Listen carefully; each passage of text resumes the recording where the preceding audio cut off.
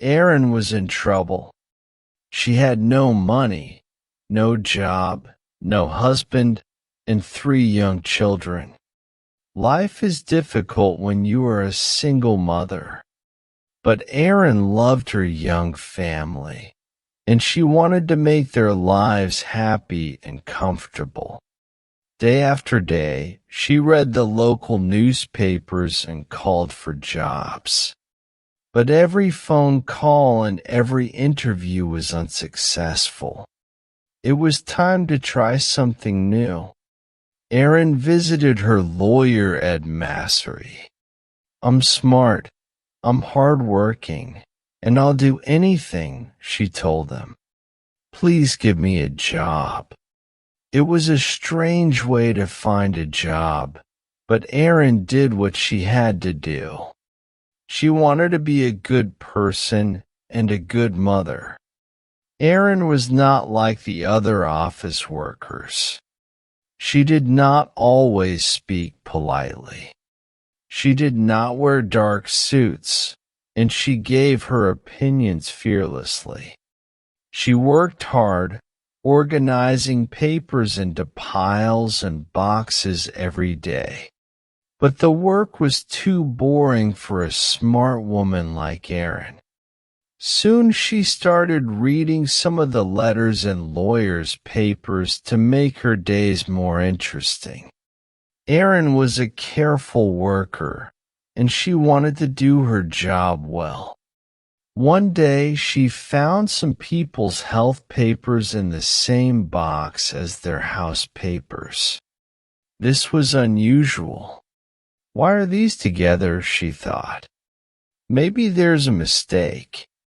She started looking at the big box of papers one page at a time. It seemed that a large electricity company, Pacific Gas and Electric Company, PG&E, wanted to buy hundreds of houses in the small town of Hinckley, close to their electricity station. But why? More importantly, why were the homeowners' health papers in the same boxes? It was a mystery. Erin could not sleep that night. She was worried. Did PG&E want to hide something? Were the people of Hinckley safe? Erin was already a busy woman with her own problems. She had little time to worry about other people. But deep inside, Erin felt that something was wrong. Could she solve the mystery? She needed more information. The next day she spoke to her boss, Ed. With his help, Erin started looking more closely at the papers. Erin discovered more and more strange papers in the Hinckley box. She realized that there was a serious problem. She loved her family and she wanted to spend more time with them. She wanted to see her children grow up. But people in Hinckley were very sick, and only Erin knew about it. She wanted to help, so she bravely decided to solve the Hinckley mystery alone.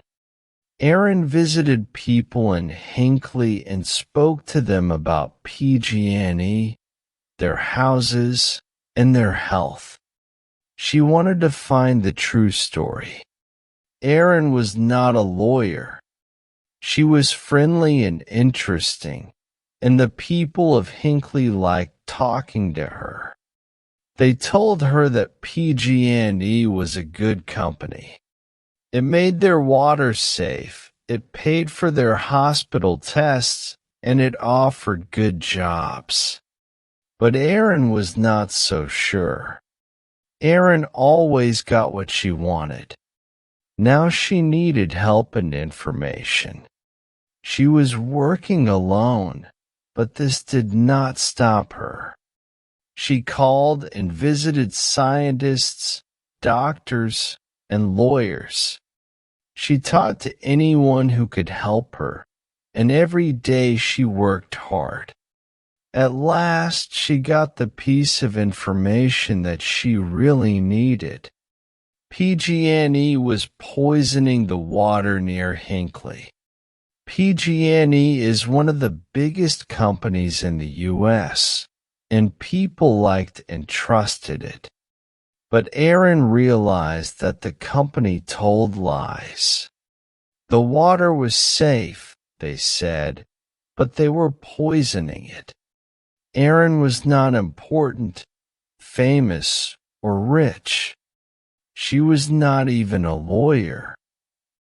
But she decided to fight against PG&E for the people of Hinckley. She knew that she had to help in every possible way. How many people were poisoned in Hinckley? Was anyone in danger? Aaron returned to the town to find out. People knew Aaron now. They trusted her, and they talked honestly about their health problems. Hundreds of people in Hinckley had terrible illnesses, and some were dying. As Aaron listened to the great problems and worries in these people's lives, she became very angry. PG&E knew that it was killing people.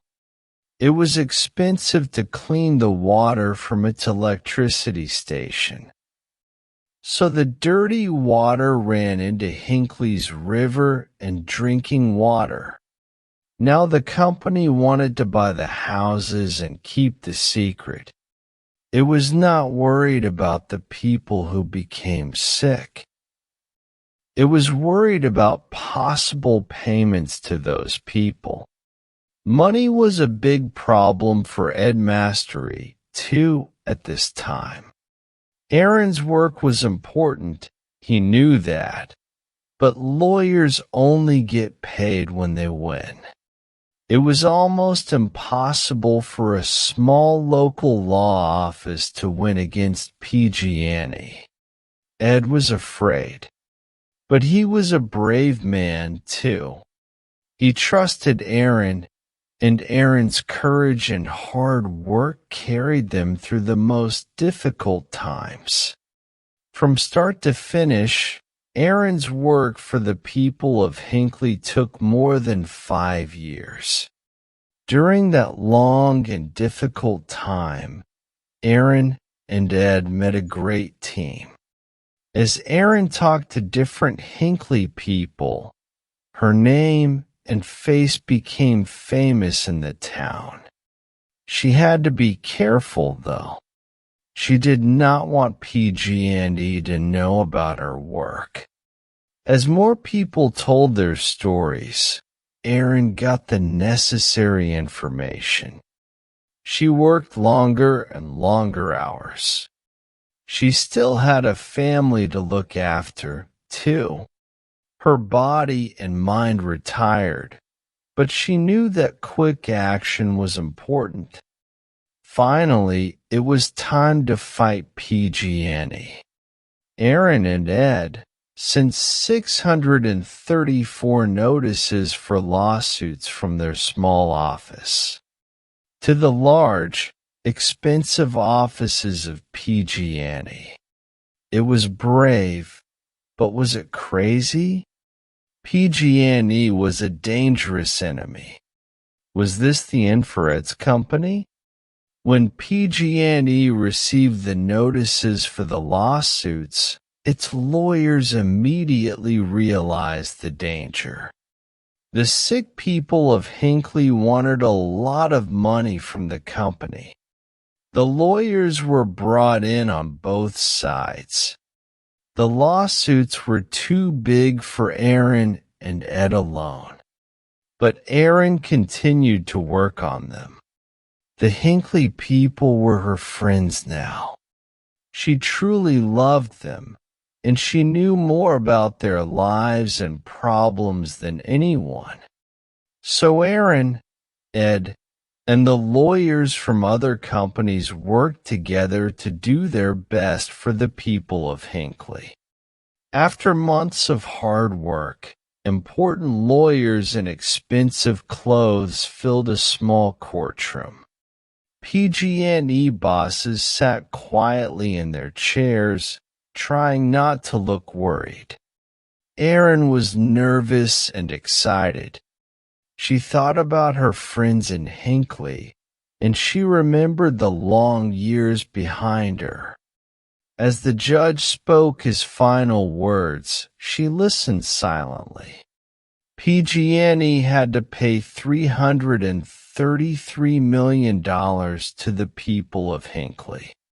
It was the largest amount of money for this type of lawsuit in the history of the United States. This also gave hope to other ordinary people in small law offices. And when PG&E stopped poisoning the water at Hinckley, hundreds of people's lives were saved. After their fight against PG&E, Erin and Ed had enough money to stop working forever. But today, Erin is still working for Ed's office. She is not a lawyer.